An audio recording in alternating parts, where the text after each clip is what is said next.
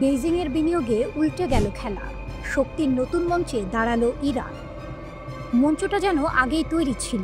পশ্চিমা দুনিয়া যখন ইরানকে কোণঠাসা করে তুলতে চাইছে, তখন হঠাৎই দৃশ্যপট পাল্টে দিল বেইজিং। যুক্তরাষ্ট্র আর তার মিত্ররা আন্তর্জাতিক ব্যাংকিং ব্যবস্থায় ইরানের ওপর কঠোর নিষেধাজ্ঞার বোঝা চাপিয়ে রেখেছিল। ভেবেছিল এভাবে হাঁটু গেড়ে বসতে বাধ্য হবে তেহরান, কিন্তু সেই জালে আটকাল না ইরান, বরং চীনের হাত ধরে উল্টো দিক থেকে খুলে দিল শক্তির নতুন দরজা।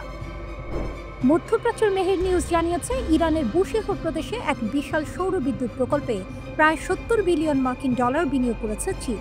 সূর্যের আলো থেকে বিদ্যুতের ঝলকানি এবার হয়ে উঠছে ইরানের আত্মনির্ভরতার প্রতীক। প্রকল্পটি শুধু বিদ্যুতের নয়, কূটনীতিরও এক শক্তিশালী বার্তা, যেন দুনিয়াকে জানিয়ে দিল মার্কিন ডলারই আর একমাত্র ভরসা নয়, বিকল্প পথও আছে। আর সেই বিকল্পের নাম চীন ইরান জোট।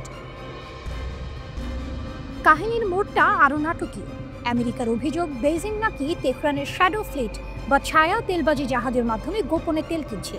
এই অভিযোগের জেরেই ওয়াশিংটন নিষেধাজ্ঞা জারি করেছে দুই দেশের জাহাজের উপর। কিন্তু বাস্তবতা হলো, নিষেধাজ্ঞার বেড়াজালকে পাশ কাটিয়ে নিজস্ব মুদ্রা ও দ্বিপাক্ষিক ব্যবস্থার মাধ্যমে বাণিজ্য চালাচ্ছে বেইজিং আর তেহরান।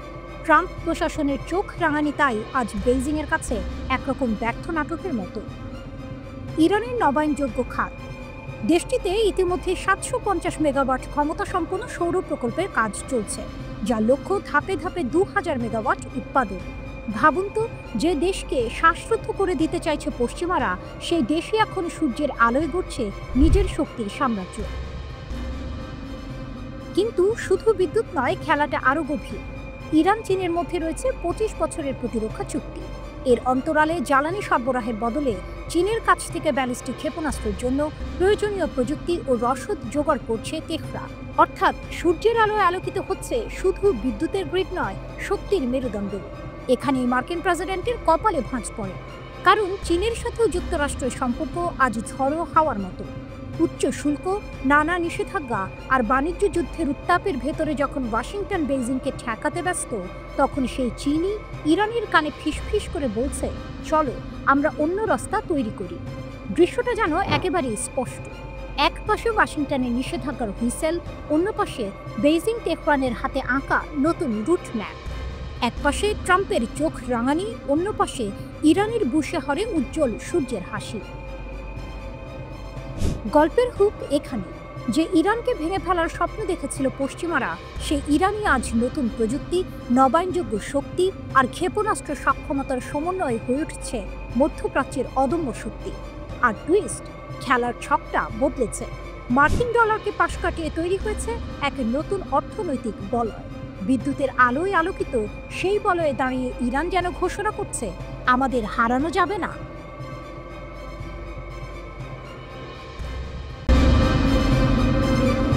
ভাঙা ইটের স্তূপ থেকে উঠে আসছে ইরানের পরমাণু স্বপ্ন। আকাশ নিস্তব্ধ, বাতাসে ধোঁয়ার কটু গন্ধ। ইরানের পরমাণু স্থাপনাগুলো ভস্মীভূত ধ্বংসস্তূপে পড়ে আছে। মার্কিন যুক্তরাষ্ট্র ও ইসরায়েলের যৌথ হামলায় ক্ষত বিক্ষত হয়েছে সেই গবেষণাগারগুলো, যেগুলো একদিন বিশ্বের সামনে ইরানের শক্তির প্রতীক হয়ে উঠতে পারত। কিন্তু সত্যিই কি ইরান থেমে গেছে? না, ধ্বংসস্তূপের নিচ থেকে আবারও জেগে উঠছে ইরানের উচ্চাকাঙ্ক্ষা। তেহরান নতুন করে গোপন শক্তি সঞ্চয়ের পথে হাঁটছে। ভাঙা ল্যাবরেটরির ভেতরে আবারও নীরবে বাজছে পরমাণু বোমা তৈরির সুর। ইসরায়েল ভেবেছিল একসাথে যুক্তরাষ্ট্রের আঘাত আর নিষেধাজ্ঞার চাপে ভেঙে পড়বে ইরান, কিন্তু ইতিহাস বলে ইরানকে ভাঙা যায় না। যতবার চূর্ণ করা হয়েছে, ততবার সে আগুনের ফুলকি হয়ে জেগে উঠেছে। ইসরায়েলের ভয়, ইসরায়েলের ভেতরে এখন গভীর আতঙ্ক। তারা জানে, ইরান যদি সত্যিই আবারও পরমাণু বোমার পথে হাঁটে, তাহলে সবচেয়ে অরক্ষিত হয়ে পড়বে তারাই। কারণ একবার যদি ইরান সেই শক্তি হাতে পায়, মধ্যপ্রাচ্যে ইসরায়েলের আধিপত্য মুহূর্তেই ভেঙে যাবে। আর তখন ইরানের বিরুদ্ধে যুদ্ধ মানে হবে দুঃস্বপ্ন। এই আশঙ্কাতেই দখলদাররা আবারও নতুন হামলার ছক আঁকছে। কিন্তু ইরানও বসে নেই। তেহরানের সংসদীয় স্পিকার মোহাম্মদ বাঘের গালিবফ সতর্ক করেছেন, আবারও হামলা হলে ইরান এবার 12টি নতুন অঞ্চলে পাল্টা আঘাত হানবে। এই ইঙ্গিত শুধু ইসরায়েলের জন্য নয়, বরং যুক্তরাষ্ট্র এবং ইউরোপের জন্য। অর্থাৎ এবার যদি যুদ্ধ শুরু হয়, তার আগুন শুধু তেল আবিব তেহরান সীমাবদ্ধ থাকবে না। ছড়িয়ে পড়বে পশ্চিমা শক্তির হৃদয়ে। জেনেভায় ইরান ও ইউরোপীয় শক্তি, ফ্রান্স, জার্মানি, যুক্তরাজ্যের আলোচনা ও কোনো অগ্রগতি ছাড়াই শেষ হয়েছে। নিষেধাজ্ঞা, চাপ আর গোপন চুক্তির কথা বলা হলেও সমাধান আসছে না। আর যতদিন সমাধান আসবে না, ততদিন যুদ্ধের ঝুঁকি বাড়বে বলেই সতর্ক করছেন বিশ্লেষকরা। ইরানের শক্তি। ইরানের ইতিহাসে একটি শিক্ষা স্পষ্ট: চাপ যত বাড়ে, প্রতিরোধ তত শক্ত হয়। ইরান শুধু ভূখণ্ড নয়, এটি এমন এক জাতির নাম যারা শতাব্দীর পর শতাব্দী আগ্রাসনের বিরুদ্ধে দাঁড়িয়ে থেকেছে। আজও তারা সেই শক্তি দেখাচ্ছে। ভাঙা গবেষণাগারের ধুলো মুছেই তারা বলছে, আমাদের পরমাণু স্বপ্ন কেউ থামাতে পারবে না। ধোঁয়ায় ঢাকা মধ্যপ্রাচ্যের আকাশে বাজছে যুদ্ধের দামামা। একদিকে ইসরায়েলের ভয় আর প্রস্তুতি, অন্যদিকে ইরানের সতর্কবার্তা। এবার আঘাত হলে আমরা থেমে থাকব না। ফাইন্যান্সিয়াল টাইমস ইতিমধ্যেই সতর্ক করেছে, যে কোনো মুহূর্তে ইসরায়েল ও ইরানের যুদ্ধ আবারও শুরু হতে পারে। প্রশ্ন একটাই, এবারের যুদ্ধ কি আগের মতোই সীমাবদ্ধ থাকবে, নাকি এবার আগুন গিয়ে ছুঁবে পশ্চিমা শক্তির ভূখণ্ডেও? মধ্যপ্রাচ্যের বুকে তাই আবারও প্রতিধ্বনি, ইরান প্রস্তুত।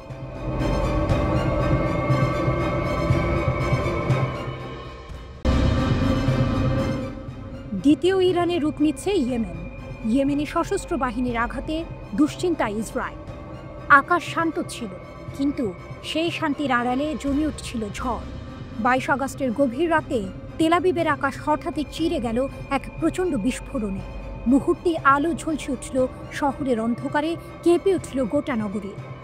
প্রথমে ভেবেছিল ইরান হয়তো আবার আঘাত হেনেছে, কিন্তু না, এবারের আঘাত এসেছে দক্ষিণ থেকে, ইয়েমেন থেকে। যে ইয়েমেনকে এতদিন কেবল গৃহযুদ্ধ পীড়িত দুর্বল বিদ্রোহী রাষ্ট্র হিসেবে দেখা হতো, সেই ইয়েমেনই আজ পরিণত হচ্ছে দ্বিতীয় ইরানে। আর ইসরায়েলের জন্য এটাই সবচেয়ে বড় দুঃস্বপ্ন। অস্ত্রের নাম শোনা মাত্রই ভীতি। হুথি যোদ্ধারা এবার ব্যবহার করেছে এমন এক অস্ত্র যা এতদিন কেবল পরাশক্তিদের হাতে দেখা যেত, ক্লাস্টার ওয়ারহেডযুক্ত ব্যালিস্টিক ক্ষেপণাস্ত্র। এই ক্ষেপণাস্ত্র ভূমি থেকে 8000 মিটার উঁচুতে উঠে গিয়ে আকাশেই বিভক্ত হয় অসংখ্য ছোট বোমায়। এরপর সেই বোমাগুলো কয়েক কিলোমিটার এলাকা জুড়ে ছড়িয়ে পড়ে। ফলাফল ভয়াবহ ধ্বংসযজ্ঞ। ইসরায়েলের 4 স্তরের আকাশ প্রতিরক্ষা ব্যবস্থা, থার্ড আয়রন ডোম, অ্যারো ও ডেভিড স্লিং একটিও আটকাতে পারেনি এই ক্ষেপণাস্ত্র।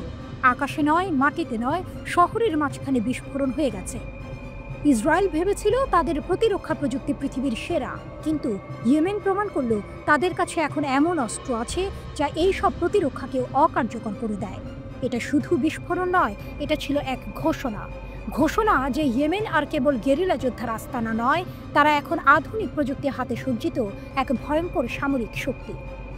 ইরানের ছায়া।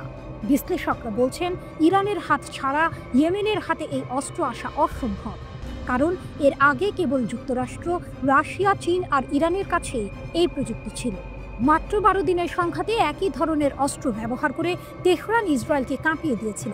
আর এবার সেই একই অস্ত্র ইয়েমেনিদের হাতে। অর্থাৎ মধ্যপ্রাচ্যের যুদ্ধক্ষেত্রে এখন ইরানের দ্বিতীয় অবয়ব হয়ে উঠেছে ইয়েমেন। বিশ্বের প্রতিক্রিয়া। হুথিদের এই আঘাত আন্তর্জাতিক মহলে তীব্র আলোড়ন তুলেছে। কেউ বলছে এটা এক ভয়ঙ্কর পরিস্থিতি যা পুরো অঞ্চলের স্থিতিশীলতাকে বিপদে ফেলবে। আবার কেউ বলছে ইসরায়েল ও তার মিত্ররা অবশেষে চাপের মুখে পড়বে, কারণ হুথিদের আঘাত দেখিয়ে দিল তাদের থামানো আর সহজ নয়। বিপজ্জনক বাস্তবতা। ক্লাস্টার অস্ত্রের সবচেয়ে ভয়ঙ্কর দিক হল যুদ্ধ শেষ হলেও ঝুঁকি শেষ হয় না। অনেক ছোট বোমা বিস্ফোরিত না হয়ে মাটিতে পড়ে থাকে। অর্থাৎ ইয়েমেনিদের এই আঘাত শুধু সামরিক কৌশল নয়, এটি ছিল ইসরায়েলকে মানসিকভাবে ভেঙে দেওয়ার প্রচেষ্টা। ইসরায়েলের রাত কেঁপে উঠেছে ইয়েমেনি ক্ষেপণাস্ত্রে। 4 স্তরের প্রতিরক্ষা ভেদ করে আঘাত এনেছে এমন এক অস্ত্র যার কথা শুনলেই আতঙ্কিত হয় মহাশক্তিরা। হুথিরা জানিয়ে দিল তাদের থামানো যাবে না।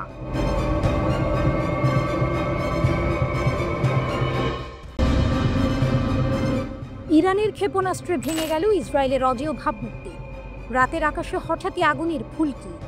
এক মুহূর্তে নিস্তব্ধতা ভেঙে গর্জে উঠল বিস্ফোরণের শব্দ।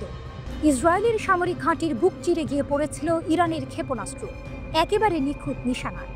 মুহূর্তেই চূর্ণ হলেও ইসরায়েলের অহংকার, ভেঙে পড়েছিল তাদের বহুল প্রচারিত আকাশ প্রতিরক্ষা ব্যবস্থা।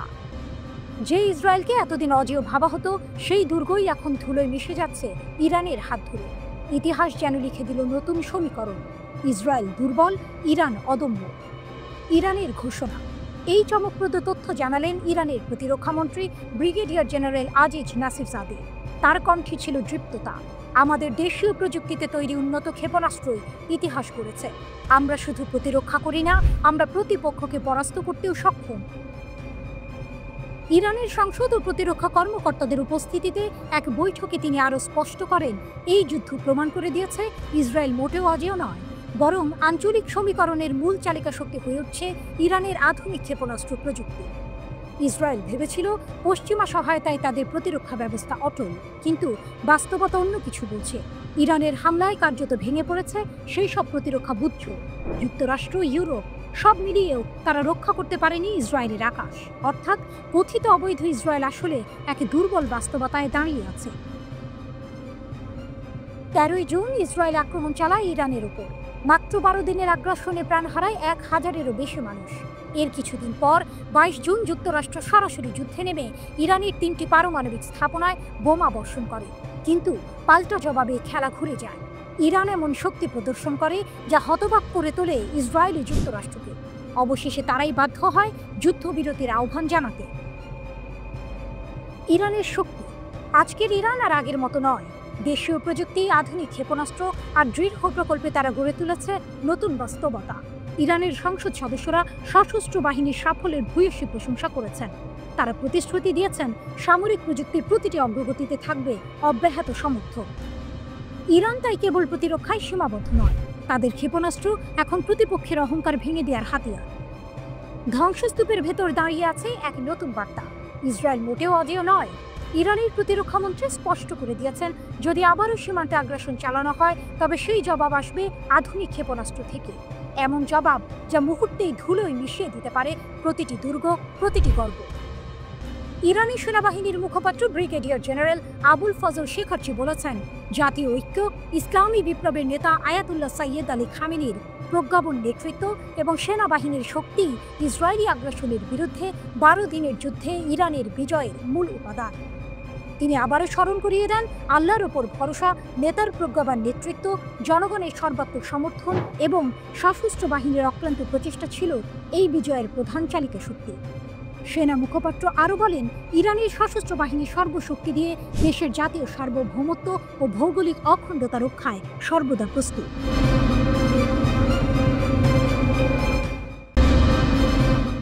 অন্ধকার রাত, গাজার আকাশে নিস্তব্ধতা, কিন্তু সেই নীরবতার বুক চিরে গর্জে ওঠে ফিলিস্তিনের স্বাধীনতাকামী সংগঠন আল কাসামের বজ্রধ্বনি। 7 জুলাই উত্তর গাজার বেইত হানুনের কৃষি জমিতে ঘটে গেল এক চাঞ্চল্যকর ঘটনা। ইসরায়েলি বাহিনীর ওপর নামল প্রতিরোধের ঝড়, আর সেদিনের হামলার ফুটেজ প্রকাশ করল হামাসের সামরিক শাখা আল কাসাম ব্রিগেড। তাদের ভাষায় এটি ছিল ডেভিড স্টোনস অপারেশনেরই অংশ, এক জটিল, কৌশলী ও ভয়ঙ্কর আক্রমণ। আর সেই আক্রমণে ইসরায়েল স্বীকার করেছে 5 সৈন্য নিহত, আরও অনেকে গুরুতর আহত। শুধু তাই নয়, আহতদের মধ্যে ছিলেন একজন ঊর্ধ্বতন কর্মকর্তা। লক্ষ্যবস্তু ছিল নাহাল ব্রিগেড, যারা সম্প্রতি উত্তর গাজার দায়িত্ব নিয়েছেন। ইসরায়েলি সংবাদ মাধ্যম নিজেরাই বলছে, এটি ছিল 7 অক্টোবর 2023-এর পর থেকে সবচেয়ে জটিল ও বিপজ্জনক আক্রমণ। ফুটেজে ধরা পড়েছে কৃষি জমিতে হঠাৎ বিস্ফোরণ, ইসরায়েলি টহল ভ্যান ও সৈন্যদল মুহূর্তেই ছিন্ন ভিন্ন। ধোঁয়ার কুণ্ডলে আকাশে মিলিয়ে যাওয়া মাত্রই শুরু হয় গুলির ঝড়, যেন নরকের দরজা খুলে দিয়েছে আল কাসাম। বেইত হানুন থেকে খান ইউনিস, গাজার এক প্রান্ত থেকে আরেক প্রান্তে প্রতিরোধ যোদ্ধাদের পদচিহ্ন। খান ইউনিসে এক অভিযানে নিহত হন কেফির ব্রিগেডের তরুণ কর্মকর্তা লেফটেন্যান্ট ওরি জেরলিক।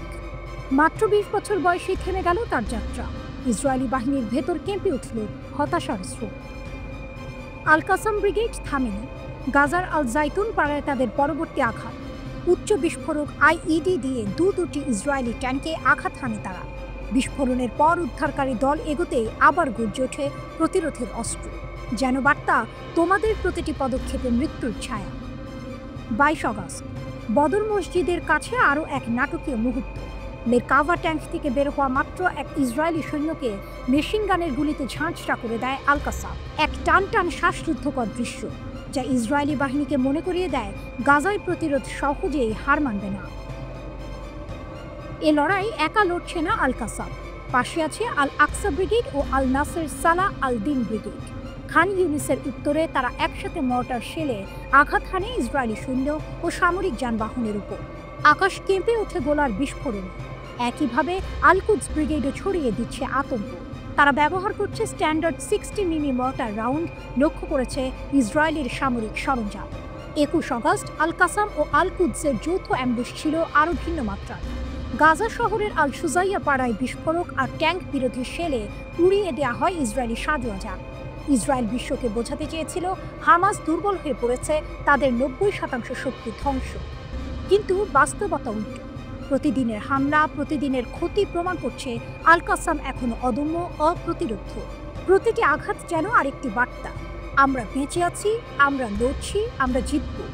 কৃষিজমির নীরবতা ভেঙে যে বজ্রপাত নেমেছিল, সেটিই আজ প্রতিরোধের প্রতীক। ইসরায়েল যতই লৌহ কপাট টেনে রাখুক, আল কাসামের প্রতিটি আঘাত সেই কপাট চূর্ণ করছে। বেইথানুনের রাত যেন অন্ধকারে আলো হয়ে ফুটে ওঠা প্রতিরোধ, আর ইসরায়েলের চোখে আতঙ্কের ছাপ।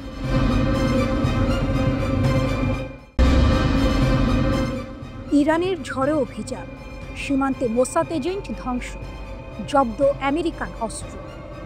আকাশে ভোরের আলো ফুটতেই সীমান্তের বাতাসে ভেসে এলো গর্জন। সিস্তান ও বেলুচিস্তানের মাটিতে যেন বজ্রপাত হলো একসাথে। ইরানের বিপ্লবী গার্ডস IRGC আর গোয়েন্দা বাহিনী নেমে এলো এমন এক অভিযানে যা শুনলেই ইসরায়েলের মিত্ররা কেঁপে ওঠে। মোসাদের এজেন্টদের নিরপেক্ষ করা হয়েছে, আর তাদের হাতে থাকা আমেরিকান অস্ত্র গেছে ইরানের কবজায়। শত্রুর গোপন ঘাঁটিতে আগুন, ইরানশার, খাস, সারাবাদ, 3টি শহর। সীমান্ত অঞ্চলের অন্ধকারে সন্ত্রাসী ঘাঁটি গেড়েছিল ইসরায়েল সংযুক্ত বন্দুকধারীরা, কিন্তু তাদের ঘুম ভাঙল ভোরের আগে। সমন্বিত অভিযানে ঝাঁপিয়ে পড়ল IRGC গ্রাউন্ড ফোর্স আর ইরানের গোয়েন্দা মন্ত্রণালয়। মুহূর্তেই শুরু হলো গোলাগুলি, বিস্ফোরণ আর ধ্বংসযজ্ঞ। ফলাফল, মাত্র কয়েক ঘন্টার লড়াইয়ে 13 জন জঙ্গি নিহত, অনেকে ধরা পড়ল জীবিত। ব্যর্থ হলো 3টি বড় হামলা। শুধু নিহত আর গ্রেপ্তারি নয়, ইরানি নিরাপত্তা বাহিনী জানিয়েছে এই অভিযানে ব্যর্থ করে দেওয়া হয়েছে 3টি বড় পরিকল্পিত হামলা। সীমান্তের এক পাশে পাকিস্তান, অন্য পাশে অশান্ত বেলুচিস্তান। এই অঞ্চলটিকে টার্গেট করে তাণ্ডব চালাতে চেয়েছিল জঙ্গিরা, কিন্তু ইরানের গোপন চোখে সেই পরিকল্পনা ধরা পড়ল আগে। যা ঘটল তা যেন সিনেমার দৃশ্য। ভোরের অন্ধকারে গোপন কণ্ঠস্বর, ঝলসে ওঠা ট্রেজার বুলেট, আর একের পর এক বিস্ফোরণে শত্রু ঘাঁটির পতন। শত্রুর হাতে বিদেশি অস্ত্র। অভিযান শেষে জব্দ হলো এক ভয়ঙ্কর ভাণ্ডার, আমেরিকান তৈরি M4 ও M60 রাইফেল, RPG লঞ্চার, বিস্ফোরক ভেস্ট, এমনকি হাতে গোনা গ্রেনেড। সব মিলিয়ে স্পষ্ট হলো এরা কেবল সাধারণ দস্যু নয়, বরং এক আন্তর্জাতিক নেটওয়ার্কের অংশ। প্রেস টিভির ভাষায়, এই জঙ্গিদের হাতে থাকা অস্ত্রই প্রমাণ করে তাদের যোগসূত্র। ইরানের শক্তির নতুন বার্তা। ইরান শুধু লড়াই করছে না, লড়াইয়ের পরও ছড়িয়ে দিচ্ছে বার্তা। সেনাবাহিনী নিশ্চিত করেছে তাদের সাফল্য শুধু বন্দুকধারী ধ্বংস নয়, বরং সীমান্তকে আরও নিরাপদ করা। ইরানের প্রধান স্টাফ আব্দুর রহিম মুসাভি পাকিস্তানের সেনাপ্রধান আসিম মনিরকে ফোনে জানালেন, সন্ত্রাসীদের বিরুদ্ধে সীমান্তের উভয় পাশে যৌথ পদক্ষেপ জরুরি। অর্থাৎ ইরান শুধু নিজেকে রক্ষা করছে না, বরং পুরো অঞ্চলের নিরাপত্তার ভার কাঁধে নিচ্ছে। এর আগে গোয়েন্দারা দক্ষিণ পূর্বে আরেকটি সেল ধ্বংস করেছে, সেখানে 6 জঙ্গি নিহত, 2 জন বন্দী। আরেকটি চমক, সেলটির সবাই ছিল বিদেশি যোদ্ধা, তাদের হাতে অত্যাধুনিক অস্ত্র। এক কথায়, সীমান্তের মাটি আজ ইরানের শত্রুদের জন্য এক মৃত্যুকূপ। ভোরের আলোয় যখন সাধারণ মানুষ ঘুম ভাঙাচ্ছিল, তখন সীমান্তের অন্য প্রান্তে ইতিহাস লিখছিল ইরানের যোদ্ধারা। বন্দুকের নল, RPGর ঝলকানি আর ধোঁয়ার কুণ্ডলি পেরিয়ে ইরান জানিয়ে দিল, আমরা সতর্ক, আমরা শক্তিশালী। আমাদের সীমান্ত ভেদ করার স্বপ্ন যারা দেখে, তাদের জন্য অপেক্ষা করছে কেবল ধ্বংস। সিস্তান ও বেলুচিস্তানের এই অভিযান কেবল একটি সামরিক সাফল্য নয়, এটি ছিল শক্তির প্রদর্শনী। বার্তা স্পষ্ট, ইরান এখন শুধু প্রতিরোধ নয়, আক্রমণের অগ্রদূত।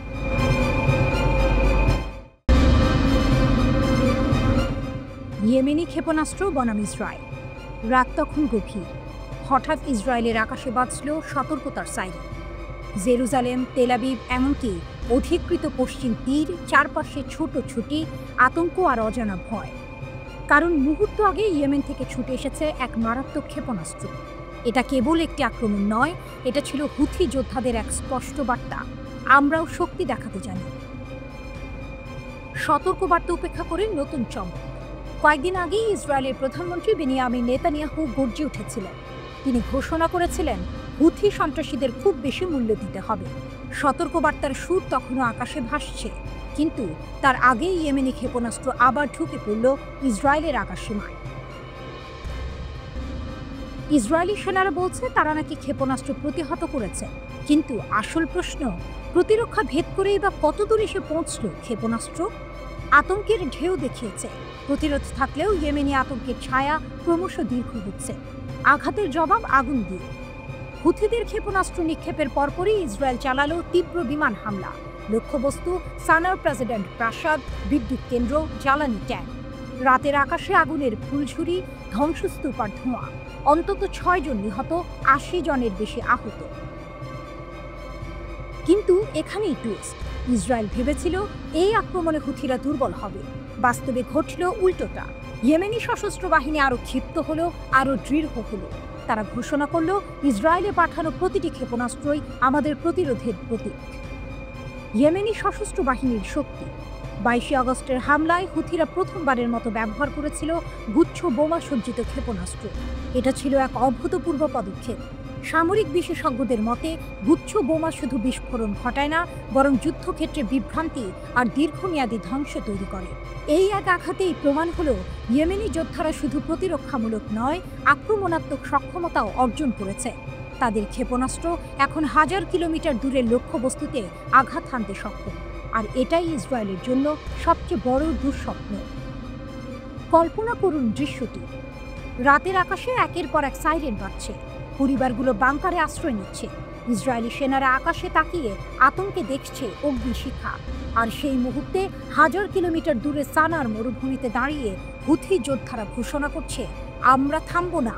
তোমরা যতই আঘাত করো, আমরা তার জবাব দেব আগুন দিয়ে। এই লড়াই শুধু ক্ষেপণাস্ত্রের নয়, এটা শক্তির প্রদর্শন, প্রতিরোধের ঘোষণা। আর প্রতিটি আঘাতে যেন নতুন করে লিখে দিচ্ছে ইয়েমেন বনাম ইসরায়েলের সংঘাতের উত্তেজনাপূর্ণ অধ্যায়।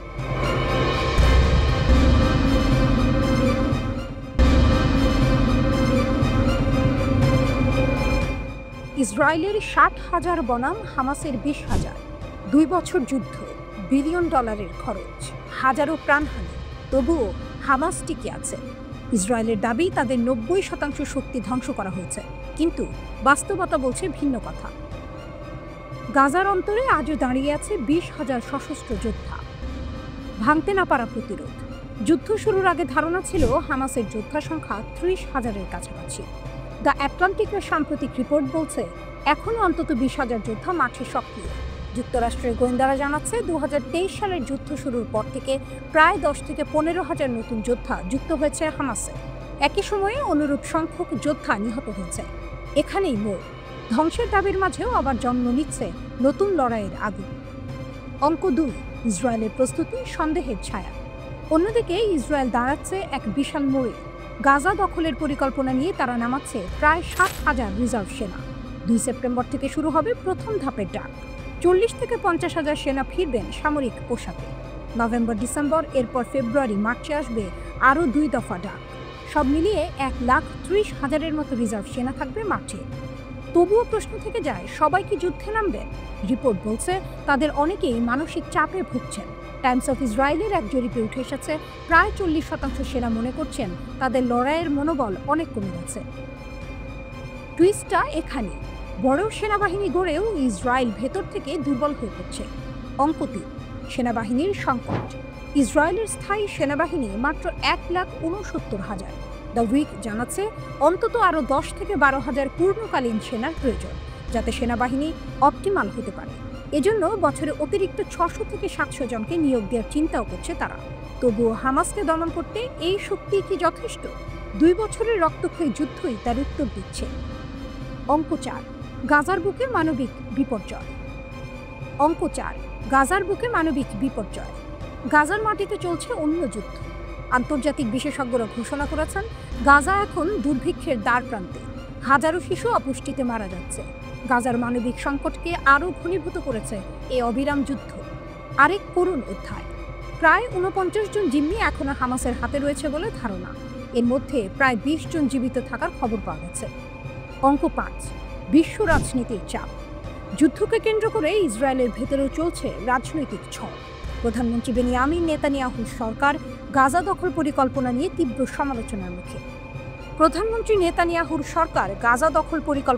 তীব্র সমালোচনার মুখে।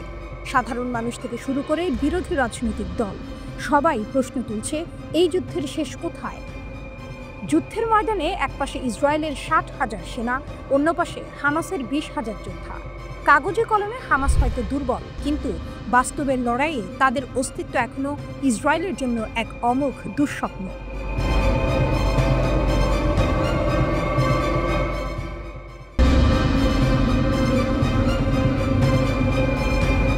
পশ্চিমা দুনিয়া চেয়েছিল ইরানকে হাঁটু গেড়ে বসাতে। নিষেধাজ্ঞার জাল ছুঁড়ে রেখেছিল যুক্তরাষ্ট্র, সঙ্গ দিয়েছে ইউরোপের মিত্ররা। উদ্দেশ্য একটাই, ইসলামী বিপ্লবের দেশ যেন কোনোদিন মাথা তুলে দাঁড়াতে না পারে। কিন্তু আজ ছবিটা সম্পূর্ণ আলাদা। সময়ের পরিক্রমায় সেই ইরানি হয়ে উঠছে পরাশক্তি। আর এবার যে খবর প্রকাশ্যে এলো তা যেন শত্রুর বুকে ধাক্কা মারল বজ্রপাতের মতো। গোপন কারখানার রহস্য। রাষ্ট্রীয় টেলিভিশনে এক সাক্ষাৎকারে প্রতিরক্ষামন্ত্রী আজিজ নাসিরজাদে জানালেন, ইরান কেবল নিজেদের মাটিতেই নয়, বিদেশের মাটিতেও গড়ে তুলেছে অস্ত্র কারখানা। কোন কোন দেশে এই কারখানা আছে তা এখনই প্রকাশ করতে চাননি তিনি। তবে তার কণ্ঠে দৃঢ়তায় স্পষ্ট হয়ে গেল, সময় এলে শত্রুর সামনে নামগুলো একে একে ফাঁস করা হবে। এই ঘোষণায় যথেষ্ট আতঙ্ক জাগানোর জন্য, কারণ এর মানে দাঁড়াচ্ছে ইরানের হাত এখন সীমান্ত ছাড়িয়ে ছড়িয়ে পড়েছে বহু দেশে। নতুন ওয়ারহেড, নতুন শক্তি। জাদে আরও জানিয়েছেন, গত ১ বছরে ইরান সফলভাবে পরীক্ষা করেছে একাধিক আধুনিক ওয়ারহেড। এগুলো শুধু উন্নত নয়, ভয়ঙ্কর কার্যকর। অর্থাৎ প্রতিটি পরীক্ষার পর ইরানের সামরিক ভাণ্ডার আরও শানিত হচ্ছে। পশ্চিমাদের চাপ, নিষেধাজ্ঞা সবকিছু উপেক্ষা করেই ইরান এগিয়ে যাচ্ছে ক্ষেপণাস্ত্র উন্নয়নের পথে। যুদ্ধের শিক্ষা। সম্প্রতি ইসরায়েলের সঙ্গে সংঘাতের অভিজ্ঞতার কথাও বললেন প্রতিরক্ষামন্ত্রী। তার দাবি, যদি যুদ্ধ মাত্র ১৫ দিন চলত, তাহলে ইসরায়েল কোনোভাবেই ইরানের ক্ষেপণাস্ত্র প্রতিহত করতে পারত না। কারণ IRGC তখনও ব্যবহার করছিল পুরনো প্রযুক্তির অস্ত্র। আধুনিক ভাণ্ডার একবারও নামানো হয়নি। আর সেই ভয়েই শেষ পর্যন্ত যুক্তরাষ্ট্রকে মধ্যস্থতা করতে হয়, আর যুদ্ধবিরতিতে রাজি হয় ইসরায়েল। ইরান শুধু আকাশে নয়, সাগরেও দেখিয়েছে তাদের ক্ষমতা। উত্তর ভারত মহাসাগর আর ওমান সাগরে ঝড় তুলেছিল ইরানি নৌসেনারা। সেখানে তারা প্রদর্শন করেছে ড্রোন, ক্ষেপণাস্ত্র এবং আকাশ প্রতিরক্ষা শক্তির নতুন সব রূপ। কাদের আর কাদের 2 নামের ক্ষেপণাস্ত্রের পরীক্ষা সফলভাবে শেষ করেছে। বার্তা একটাই, যদি কেউ সংঘাতে জড়ায় তবে এবার নামবে কাশেম বসির। গত মে মাসে আনুষ্ঠানিকভাবে সামনে আনা হয় মাঝারি পাল্লার ব্যালিস্টিক ক্ষেপণাস্ত্র কাশেম বসির। পাল্লা ১২০০ কিলোমিটার, অর্থাৎ ইরানের ভেতর থেকে ছুড়লেই এটি নিখুঁতভাবে আঘাত করতে পারে শত্রুর গভীর ঘাঁটিতে। এতে যোগ করা হয়েছে উন্নত নির্দেশিকা আর প্রতিরোধ ক্ষমতা, যা এটিকে করেছে আরও ভয়ঙ্কর। যাদেবের ভাষায়, আমরা জানি কাদের লক্ষ্য করব। পশ্চিমারা যতই নিষেধাজ্ঞার বেড়া দিক, ইরান ততই ছিন্ন করছে সেই শৃঙ্খল। গোপন কারখানা, নতুন ওয়ারহেড, আধুনিক ক্ষেপণাস্ত্র, প্রতিটি ঘোষণায় যেন এক একটি সিনেমার টুইস্ট। আর কাশেম বসের সেই গল্পের বজ্রপাত, যা এক মুহূর্তেই বদলে দিতে পারে মধ্যপ্রাচ্যের শক্তির ভারসাম্য।